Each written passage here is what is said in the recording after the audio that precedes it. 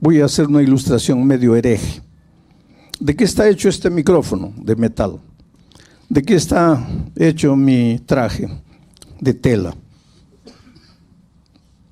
¿De qué está hecho mi zapato? De cuero. ¿De qué está hecho este púlpito? De acrílico. ¿De qué está hecho esta Biblia? De papel. Y ahora viene la pregunta tonta. ¿Y de qué está hecho Dios? No, Dios no está hecho. Dios es Dios. Pero para entender, ¿y si estuviera hecho, de qué estaría hecho? ¿Cuál sería la materia prima de él? Amor. Eso es lo que Juan dice cuando dice, Dios es amor. Entonces, el amor existe porque Dios es amor. Entonces, cuando Pedro te dice, en la iglesia debes amar al otro, aunque no te caiga simpático, aunque no se adapte a tu manera de pensar o de ser. Ustedes todos deben amarse. Pedro dice eso entendiendo que tú has aceptado a Dios en tu corazón. Y si has aceptado a Dios en tu corazón, has aceptado el amor.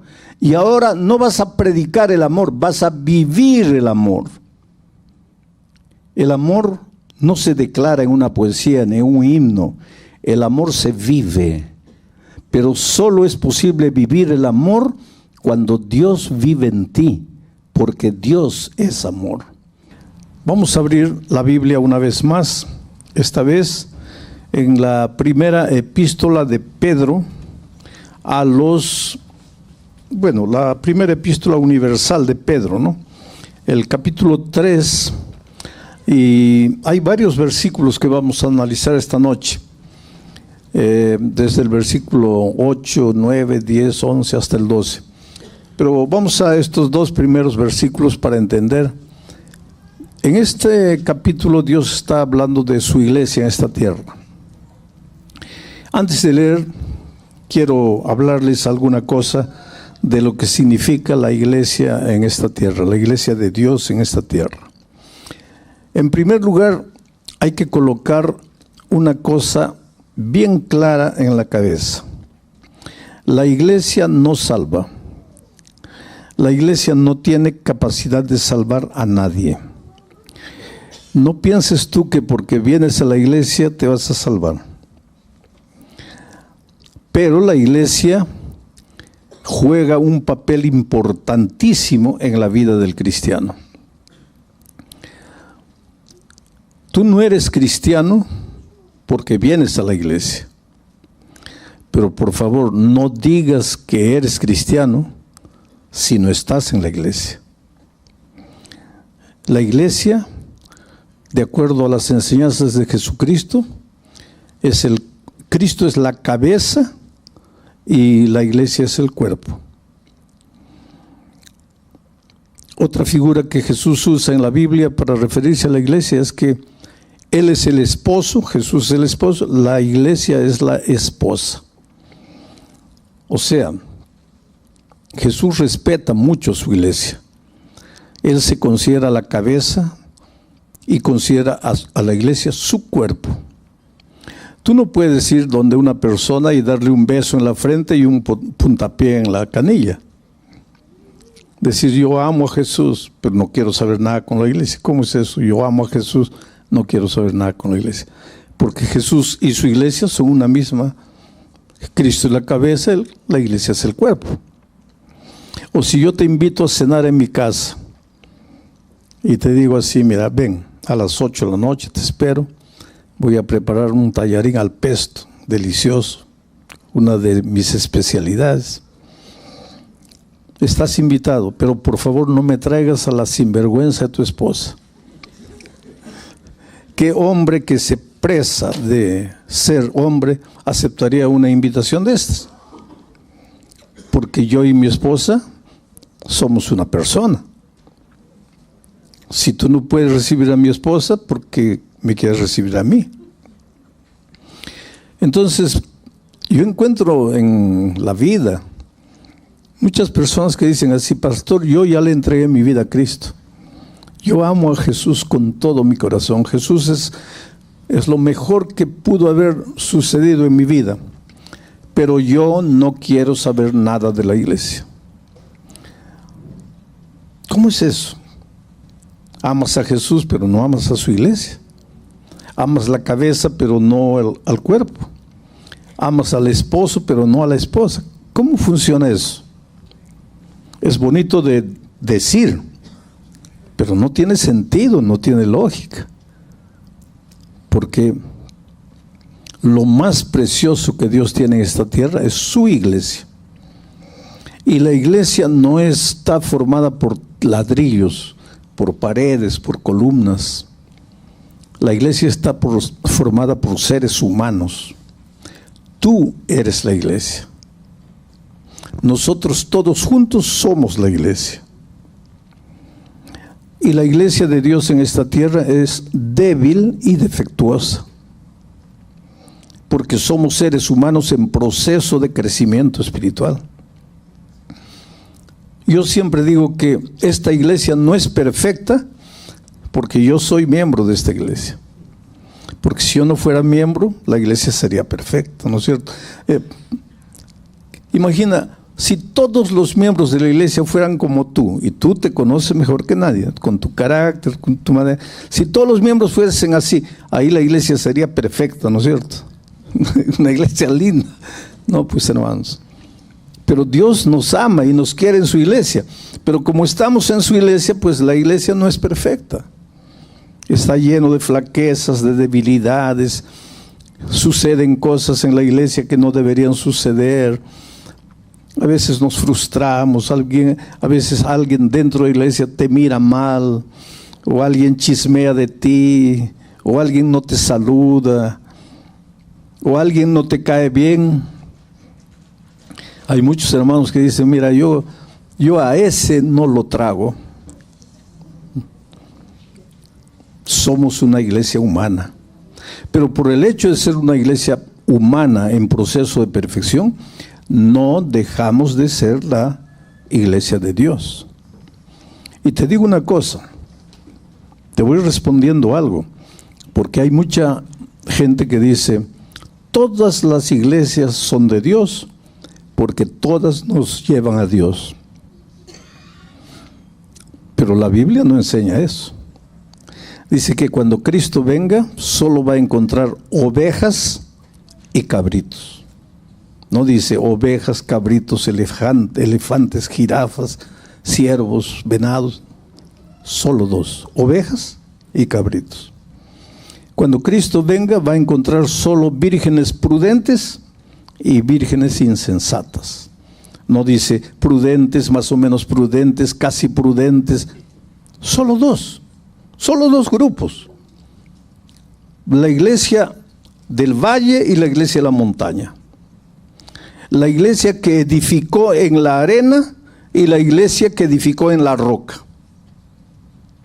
Solo dos iglesias. Usando simbolismo, la iglesia vestida de blanco de Apocalipsis 12 y la iglesia vestida de rojo. Solo dos iglesias. ¿De dónde sacamos los seres humanos que hay muchas iglesias y que todas las iglesias llevan a Dios? Ahora, alguno de ustedes está esperando que yo diga que la iglesia de Dios es la iglesia adventista del séptimo día. Ahí no voy a decir eso. Pero pastor, ¿usted no es miembro de la iglesia adventista? Claro, yo soy miembro, no solo soy miembro, soy pastor de la iglesia adventista del séptimo día. Pero yo no soy adventista del séptimo día por el nombre. Y cuando tú busques la iglesia de Dios en esta tierra, no busques a la iglesia por su nombre, búscala por sus características, no por el nombre. Yo me acuerdo que cuando era un joven misionero en la selva, iba a haber una ceremonia bautismal. Y yo no podía bautizar porque los pastores de la iglesia adventista, si no estamos ordenados, todavía no podemos bautizar, a no ser que nos den una autorización especial y no haya ningún pastor ordenado presente. Entonces yo no podía bautizar. Le escribí al presidente, le dije, mire, tengo candidatos para el bautismo. El sábado vamos a tener un bautismo bonito. Y mañana en la noche voy a explicar por qué una persona necesita bautizarse. No es un detalle simple en la vida del cristiano, es muy importante. Pero ¿por qué? Teológicamente, mañana les voy a mostrar por qué una persona debería bautizarse. Y si tú me dices, pero pastor, yo ya fui bautizado cuando era un niño. Mañana te voy a explicar cuánto vale el bautismo de cuando eras un niño. Pero pastor, ya fui bautizado antes de conocer todo el mensaje cristiano. Entonces te voy a explicar mañana con la Biblia todas esas cosas relacionadas con el bautismo. Pero bueno, íbamos a tener un bautismo y el presidente me dijo, te voy a mandar a un pastor jubilado. ¿Cómo se llama el pastor? Mateo Aguilar. Pero yo no lo conozco. Entonces él me dijo así, eran los tiempos de los telegramas, de las cartas. No había fax, no había celular, no había WhatsApp, no había nada de eso. Entonces él me mandó una carta. Mira, el pastor Aguilar es una persona alta. Segundo lugar, es jubilado, ya es de edad. Tercero, es delgado. Cuarto, tiene un lunar grande en la cara izquierda.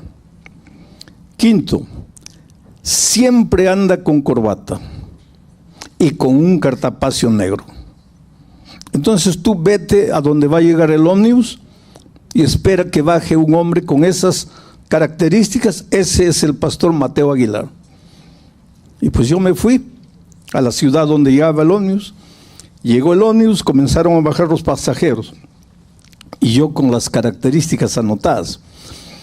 La primera persona que bajó fue el ayudante del conductor, un muchacho, todo mal vestido. Lo miré, descartado, dice, no puede ser, porque el pastor Aguilar es hombre de edad. La segunda persona fue una dama, no, tampoco puede ser, porque el pastor Aguilar es hombre. La tercera persona que bajó, un hombre gordo, así todo mal vestido. No, ese tampoco. Y pues fui confiriendo todas las características hasta que bajó un hombre alto, terno, corbata, cartapacio negro, un lunar aquí. Confería todas las características. Entonces yo me acerqué, buenas tardes, pastor Aguilar.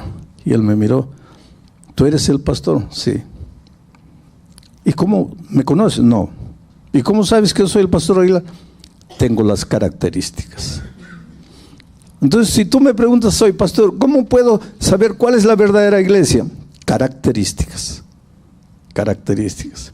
Ese no es mi tema esta noche. Pero ese es un tema interesante de estudiar. Y deberías estudiar ese tema para conocer cuáles son las características bíblicas de la verdadera iglesia de Dios. Porque Dios, sin duda, tiene una iglesia en nuestros días, en nuestro tiempo. Yo voy a hablar más bien de la naturaleza de la iglesia. Y ahora sí, con este preámbulo todo, entremos a la lectura del texto. Aquí Pablo está hablando de la iglesia de Dios. Dice, finalmente, sed todos ¿quiénes? Todos los miembros de la iglesia, de un mismo sentir. Aquí comienzan los problemas y las dificultades. Todos los hermanos miembros de la iglesia debemos ser de un mismo sentir. Debemos ser unidos, pero no uniformados. Ser uniformado es una cosa, ser unido es otra cosa. ¿Y por qué debemos ser de un mismo sentir? Porque los verdaderos cristianos no nos guiamos por la emoción. Nuestro sentimiento tiene un fundamento racional, que es la palabra de Dios. Y si la palabra de Dios es única, entonces el sentimiento de todos tiene que ser el mismo sentimiento. Es interesante. El domingo, este lunes yo me desperté de mañana. A las 6 de la mañana miré el celular lleno de mensajes y me asusté. Más de 100 mensajes en una noche, porque yo me acosté a las 11 de la noche y a las 6 de la mañana mi celular y abrí. Sara, no mi esposa que está sentada viva ahí, gracias a Dios. Sara, mi hermana, decía, Sara ha muerto. Así, mensaje corto, Sara ha muerto.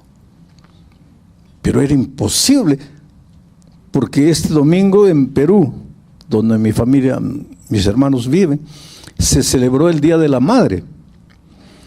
Y ella a mediodía se reunió con las otras hermanas carnales, con los hijos, la familia, comieron, almorzaron, se rieron, se tomaron fotografía. Y a las 7 de la noche ella estaba muerta. Cuando una persona está enferma, nos preparamos, ¿no? Psicológicamente, emocionalmente, nos vamos preparando. Pero cuando alguien está sonriendo, comiendo, feliz, y 5 horas después está muerto, es un choque para todos. Y mis hermanos, pues yo soy el pastor de la familia, ¿no? Mis hermanos viven en diferentes países, todo el mundo viajó para allá. Y mis hermanas claman, ¿y tú? Yo le digo, mira, yo estoy en una campaña evangelística. Yo tengo el mismo dolor de ustedes, pero yo tengo una misión. Yo no puedo interrumpir todo aquí para ir allá. Entonces, por favor, compréndanme. Hace una hora, mi hermana acaba de ser enterrada. Yo tuve la oportunidad de ver el culto, lo que se dijo en el culto. Y entonces entendí una vez más el valor de la esperanza. Los cristianos nos entristecemos delante del dolor, pero no nos desesperamos, porque tenemos esperanza. Yo ayer les grabé un mensaje a mis hermanos, se los mandé. Sara, nuestra hermana, duerme, pero ya viene Jesús para despertarla del sueño. Tú sabes el valor de la esperanza. Ahora, mi esperanza no se funda, no se basa en emoción. Mi esperanza se basa en la palabra de Dios, en la promesa de Dios. La esperanza cristiana no tiene el mismo concepto de la palabra esperanza del diccionario, porque esperanza en el diccionario es esperar que suceda algo. Pero esperanza en el sentido teológico es la convicción de que lo que Dios ha dicho se va a cumplir. No es esperanza, no es ojalá que se cumpla. Mi hermana ha muerto, pero la palabra de Dios dice que ella duerme y que cuando Jesús vuelva va a resucitar. Y eso no es ojalá que suceda, eso es convicción de que va a ser así, porque la palabra de Dios lo dice. Y es en este sentido que Pedro le dice a la iglesia: sean todos ustedes no de una misma emoción, sino de un mismo sentir, de una misma manera de pensar, porque el pensamiento de ustedes está fundado en la palabra de Dios, y la palabra de Dios es una sola, eterna. La hierba se seca, la flor se marchita, pero la palabra de Dios permanece para siempre. Por eso, queridos, los cristianos, cuando vienen las tormentas, la oscuridad, la lluvia, las tragedias, las dificultades, somos seres humanos y podemos derramar una lágrima. ¿Tú crees que mis hermanos no han llorado? ¿Tú crees que yo en silencio no he derramado una lágrima? Pero estoy aquí predicando con convicción, con seguridad, con esperanza. Y esto es lo que Dios quiere para su iglesia. No que cada uno piense como quiera.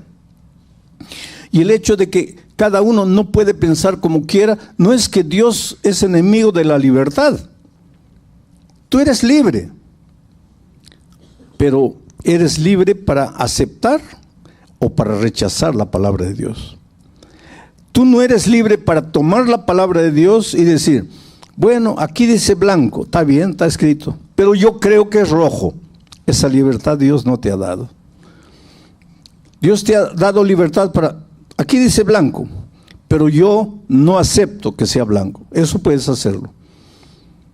O acepto, pero decir no, y querer crear tu propio raciocinio para explicar que este blanco es rojo, esa libertad Dios no te ha dado. A los seres humanos Dios nos ha dado. El único que establece lo que es principio, lo que es valor, es Dios, no es el hombre. El hombre puede aceptar los principios y valores establecidos por Dios o puede rechazarlos, pero no puede raciocinarlos, no puede adaptarlos, no puede cortarlos, ni por aquí ni por allá. En Brasil tenemos una expresión, eu acho. ¿Cuántos brasileños hay aquí? ¿Ah? El eu acho. ¿Qué es ese eu acho? Eu creo, yo creo. A mí me parece, yo creo. Delante de la palabra de Dios no hay yo creo.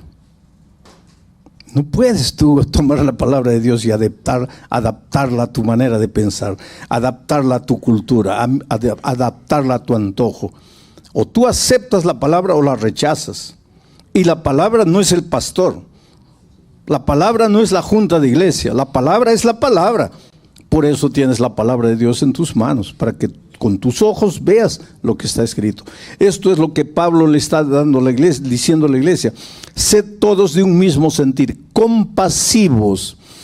Esa palabra compasivos, en realidad en el original griego, debería decir así, dice, pero no ha sido traducido así.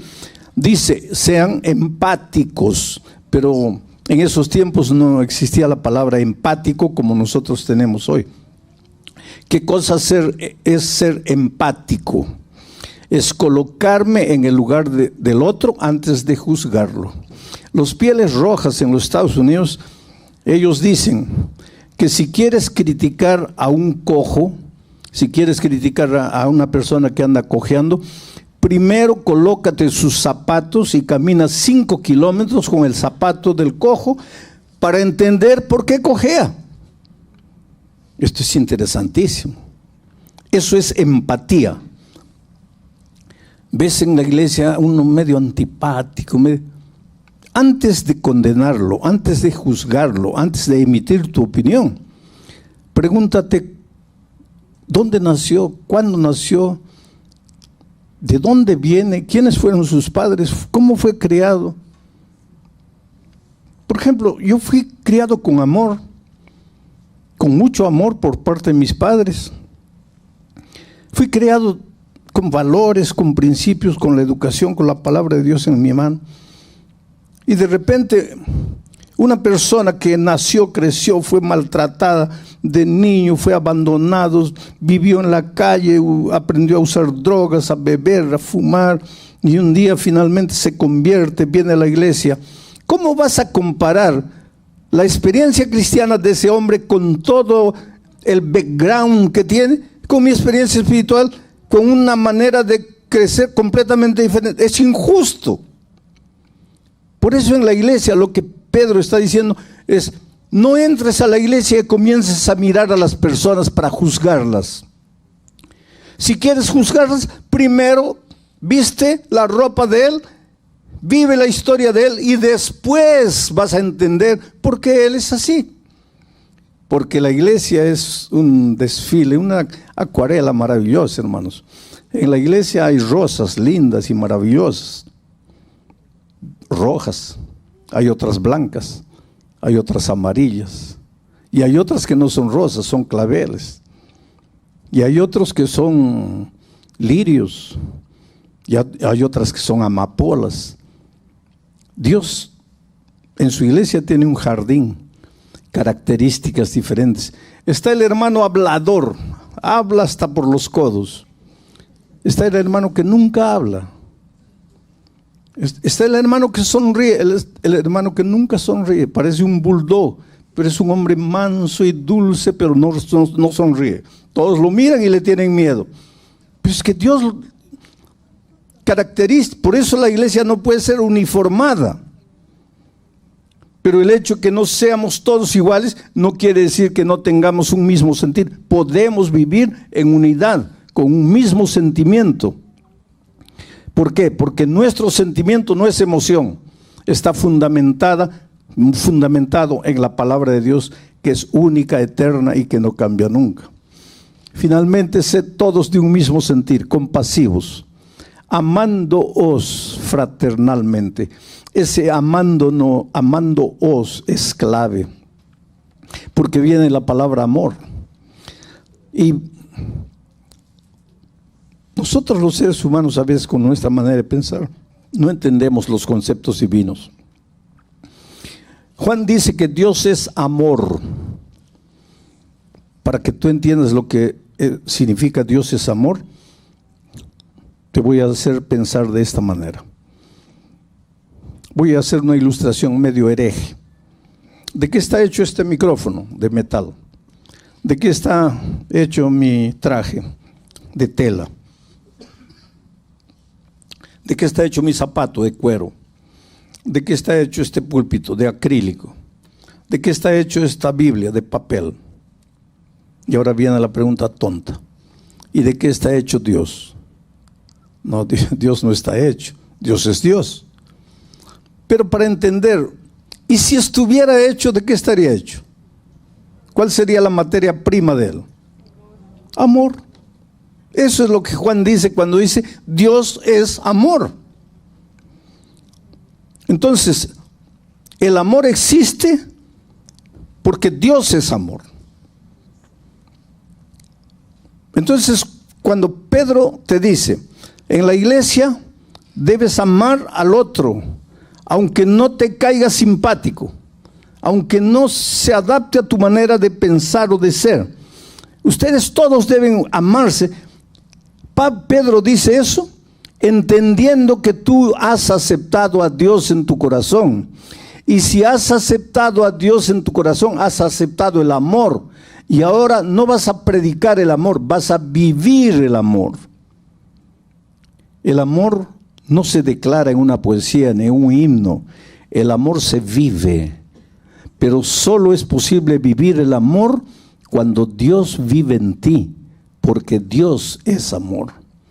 En otras palabras, Pedro está pensando en una iglesia espiritual, en una iglesia que ha nacido de nuevo, en una iglesia que es capaz de mirar a su hermano y compadecerse de su hermano, de sentir empatía por él, de colocarse en el lugar de él antes de juzgarlo. Y sigue diciendo Pedro, no devuelvas mal por mal. Si alguien no te saluda, salúdalo tú. No devuelvas mal por mal, ni maldición por maldición, sino por el contrario, bendiciendo, sabiendo que fuiste llamado para que heredaseis bendición. Esta parte la leemos y a veces no la entendemos. Tú fuiste llamado para heredar bendición. Desde el vientre de tu madre, Dios te llamó para heredar bendición. ¿Qué es bendición? Son lluvias maravillosas de gracia que te hacen feliz y próspero en esta vida. Bendición abarca la vida espiritual, la vida familiar, la vida profesional, la vida personal, la vida en cualquier aspecto. Dios quiere que seas un hombre, una mujer bendito. Que todo lo que tus manos toquen prospere. Que cuando tú inicias una carrera profesional llegues al fin. Que envejezcas feliz, con paz en tu corazón. Que ya viejo y cansado veas a tus hijos prosperando, creciendo. Tengas la alegría de ver a tus nietos. Y que cuando la muerte te alcance, que es el sueño y el descanso que todos dormiremos hasta la venida de Cristo, tú duermas en paz, porque has sido bendecido. Tú has sido llamado por Dios para eso. Ahora me vas a decir, pero pastor, ¿por qué eso no es una realidad en mi vida? Está bonito ahí, he sido llamado para una vida de bendición, pero ¿dónde está la bendición? Es que si la bendición no ha llegado a tu vida, es tal vez porque todavía no has entregado tu corazón a Jesús. Tal vez hasta te has unido a la iglesia, pero no le has entregado el control de tu vida a Dios. Por eso es que en la iglesia te incomoda la actitud de las otras personas. Por eso es que cuando entras a la iglesia te sientes medio mal. Por eso es que muchas veces entra a tu cabeza la idea, bueno, yo acepto a Jesús, pero la iglesia no. ¿Por qué? Porque hay gente orgullosa, porque hay gente mentirosa, porque hay gente soberbia. Mi padre una vez, yo le dije, papá, ¿tú conoces la palabra de Dios? Mi madre conoce hace años, nosotros hemos crecido en la iglesia. Y él me dice, mire, el otro día yo vi a un hermano que estaba predicando en la iglesia y lo vi con la Biblia en la mano en un bar bebiendo cerveza. Para ser hipócrita, sí, yo no quiero. Ese no es argumento, querido. Y hay mucha gente que dice, no, porque yo lo vi a él haciendo algo indebido. Así que ese es argumento para que tú no pertenezcas a la iglesia de Dios, para que tú no formes parte del pueblo de Dios. No puede ser. Yo siempre uso una figura interesante. En los tiempos antes del diluvio, Dios quería salvar a sus hijos. La gente estaba perdida, no quería saber nada de Dios, pero Dios quería salvar a sus hijos. Y Dios llamó a Noé y le dijo, mira Noé, voy a destruir el mundo con un diluvio. Hasta ese día nunca había caído una gota de agua del cielo. No existía lluvia. Y me vas a decir, ¿y cómo se irrigaba la tierra? Se irrigaba con un vapor que salía de la tierra, pero no caía agua del cielo. Entonces, cuando Noé salió a predicar diciendo, Dios va a castigar este mundo con un diluvio, todo el mundo pensaba, Noé, estás loco. Va a llover, estás loco. Nunca ha caído una gota del cielo. ¿Cómo es que va a caer agua del cielo? Estás loco. Y eso nos enseña que el mensaje que tenemos que predicar en este mundo a veces parece un mensaje loco. ¿Cómo loco? Todo el mundo trabaja de lunes a sábado. El domingo descansa. Y tu mensaje es loco, porque tú dices, el sábado hay que descansar porque Dios dice, estás loco. ¿Cómo estás loco? Pero tú sabes que no estás loco, porque es la palabra de Dios que llegó a ti. Y Noé sabía que no estaba loco porque Dios le dijo, va a caer un diluvio. Y el diluvio llegó. Solo que Dios le dio una orden a Noé. Todos los que entren al arca se van a salvar, porque cuando el diluvio caiga, las aguas suben, los que están dentro del arca estarán salvos. Y él predicó, y él enseñó, y mucha gente simpatizó con Noé, y mucha gente le dio dinero, le ayudó a construir el arca, pero como no creían que iba a llegar el diluvio, no entraron al arca. Solo entró Noé, su esposa, sus hijos y sus nueras, y las puertas se cerraron. Solo que al arca entraron también los animales. Tú conoces la historia, no te voy a explicar detalles. Imagínate la cantidad de animales que había dentro del arca. Ahora imagínate el olor del arca, dentro del arca, porque no había un sistema de desagüe. No existía nada. ¿A dónde iba el olor de tanto animal dentro del arca? ¿Tú podrías soportar cuánto tiempo respirando dentro del arca? Era una cosa nauseabunda, era una cosa asquerosa, era una cosa horripilante, pero era el único lugar donde los hijos de Dios que creyeron en su palabra se salvarían. Trayendo la idea para nuestros días. Este es el arca. La destrucción va a llegar, queridos. Este es el arca. Y a veces el olor dentro del arca. Y no estoy hablando de olor físico, el olor moral, el olor de las características, de los temperamentos. Sin embargo, este es el arca. Tienes que entrar. Tienes que aprender a convivir con los hermanos dentro de la iglesia, con las diferencias. Tú mira al Señor Jesucristo y camina y sigue a Jesús. Que te dicen, que no te dicen, que te saludan, que no, tú a Jesús y sigue caminando. Y como Jesús dice que Él es la cabeza y este es su cuerpo, tú tienes que estar aquí en el cuerpo, formando parte del cuerpo, aunque los hombres hagan lo que hagan. Muy bien, ahora miren cómo termina este versículo 9. Tú has sido llamado para la bendición, pero para que la bendición sea una realidad en tu vida, pues tienes que aprender a convivir con los hermanos en un mismo sentir, compasivo, amándose fraternalmente, etcétera, etcétera. Ahora miren el versículo 10 cómo empieza. Porque el que quiere amar la vida y ver días buenos, la bendición, refrene su lengua del mal, apártese del mal, haga el bien, busque la paz y sígala. Aquí hay mucho para reflexionar. Refrena tu lengua del mal. No hables, no chismees, no digas lo que imaginas. Y si escuchas algo, que muera en ti. ¿Por qué pasas por el otro? Tú has escuchado o has visto alguna vez esa ilustración. Si yo vengo aquí a la señora y le digo en el oído, y después tú le pasas mi mensaje a ella en el oído, y tú en el oído, todavía en el oído, y yo te digo, el cielo está azul y esplendoroso. Dile a ella. Ahí tú le dices a ella, el cielo. Y ella, y cuando llega allá, no es nada de lo que yo le dije a ella, porque allá llegó todo distorsionado.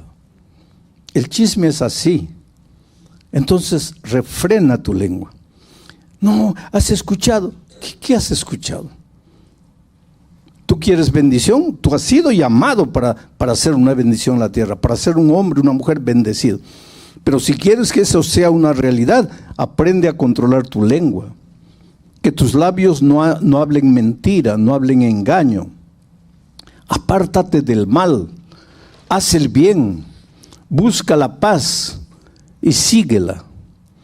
¿Por qué tienes que estar peleando? ¿Por qué tienes que estar discutiendo? Nadie pierde por callar la boca. Reflexiona. Pero todo eso viene de Dios. Si tú no le abres el corazón a Dios, si tú no permites que Jesús viva en tu vida, estas características nunca van a ser realidad en tu vida. Y como consecuencia, la bendición va a ser un sueño, una ilusión, pero no una realidad que la puedes vivir. Y finalmente, miren la última parte. Porque, versículo 12, porque los ojos del Señor están sobre los justos. ¿A quién cuida el Señor? A los justos. ¿Y quién es justo? No el que nunca peca. Porque Salomón dice, 7 veces cae el justo. Salomón no dice 7 veces cae el pecador. Dice cae el justo. Y ahora más me hace preguntar, ¿quiere decir que los justos también caen? Claro. Hasta la medida de Cristo vamos a cargar lo que expliqué anoche, la naturaleza pecaminosa. Y mientras carguemos la naturaleza pecaminosa, estamos sujetos a caer en cualquier momento. Nuestra única seguridad es Cristo. Pero los ojos de Jehová están sobre los justos. Te protegen, te vigilan, te defienden. Los ojos de Jehová están sobre los justos. Pero el rostro del Señor está contra aquellos que hacen el mal. Ahora, esta frase necesita ser explicada.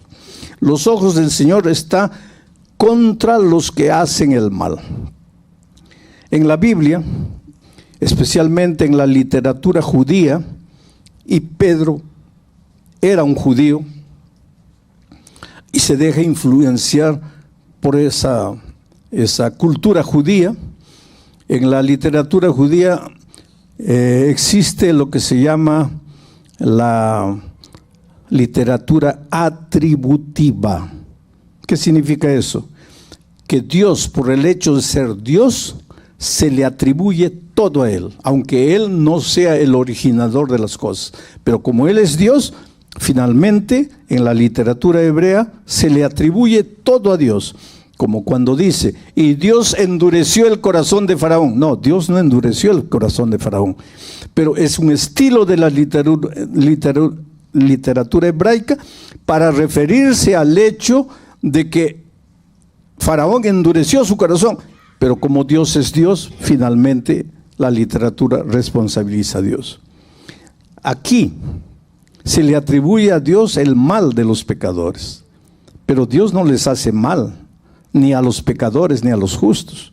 Dios es fuente de bendición, Dios es fuente de amor. Pero aquí está Dios, y aquí está el territorio de la bendición. Tú quieres ser un hombre bendito, no te salgas del territorio de la bendición. No sueltes la mano de Jesús. Pero si tú sueltas la mano de Jesús y te vienes para aquí, tú te introduces solo al territorio de la muerte, al territorio de la maldición. No es que Dios te maldice. Tú voluntariamente escoges la maldición, escoges la muerte. En la literatura hebrea se da a entender, es Dios que te está maldiciendo, pero esa no es la realidad. Es un estilo de literatura atributiva que le atribuye a Dios todo finalmente. Pero esta maldición la escogí yo.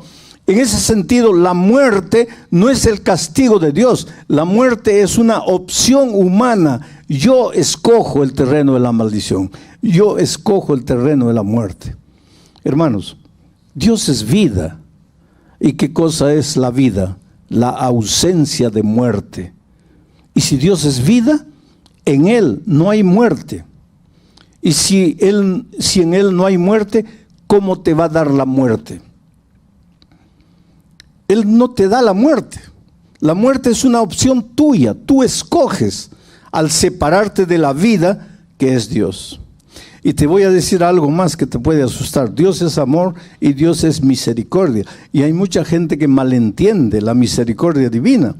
Porque últimamente escucho a mucha gente decir, Dios es amor, Dios es misericordia, y todo el mundo se va a salvar. No importa que viva como viva, que haga lo que haga, se va a salvar, porque Dios, siendo amor y misericordia, no va a matar a nadie. Y efectivamente Dios no va a matar a nadie, porque la muerte no viene de Dios. La muerte es una opción que tú escoges. Pero ¿qué pasa? Voy a hacer la ilustración. Aquí está el pecado. Y el pecado es muerte. ¿Por qué el pecado es muerte? Porque el pecado es alejamiento de Dios, alejamiento de la vida. Y si te alejas de la vida, entraste a la muerte. Aquí está el pecado. Cuando Cristo venga, Él viene para destruir el pecado. Del pecado no va a quedar ni raíz ni rama. ¿Por qué? Porque el pecado es lo más repulsivo a los ojos de Dios. ¿Y por qué? Porque el pecado te destruye, te anula, te hace sufrir, te trae dolor, te trae enfermedad. Dios te ama. Dios no puede aceptar el pecado bajo ninguna hipótesis, porque el pecado te hace padecer en este mundo de miseria. Entonces, cuando Él venga por segunda vez, viene para destruir el pecado, no para destruir a los seres humanos. Entonces, ¿todos se van a salvar? No, querido. Se van a salvar los que corran a la vida y acepten al Dios de la vida y vivan una vida de comunión con la persona vida. Pero si cuando Cristo venga, yo me agarro de aquí y no quiero soltar, y escucho la invitación divina, pero no quiero soltarme, y Dios me llama, pero el mundo me atrae, y el pecado me atrae, y me agarro del pecado, y no quiero soltar el pecado, cuando el fuego eterno caiga sobre el pecado, me va a tocar a mí, pero el fuego no vino para mí, vino para el pecado. ¿Y por qué morí? Porque no quise soltar el pecado.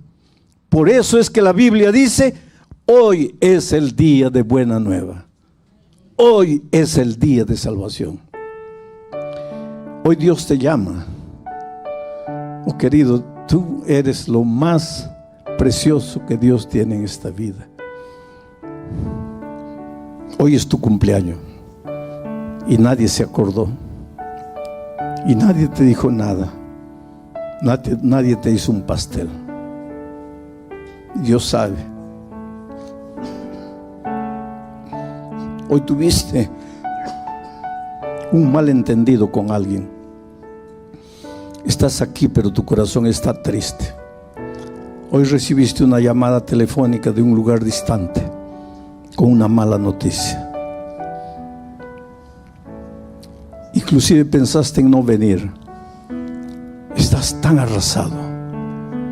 Dios te conoce. Dios sabe. Tú eres como un pajarito en las manos de Dios. Un pajarito herido.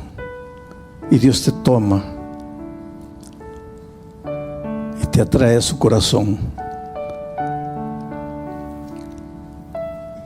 Si tú aceptas el amor de Jesús y te dejas amar por Jesús, tú vas a sentir el palpitar, el latido del corazón de Jesús.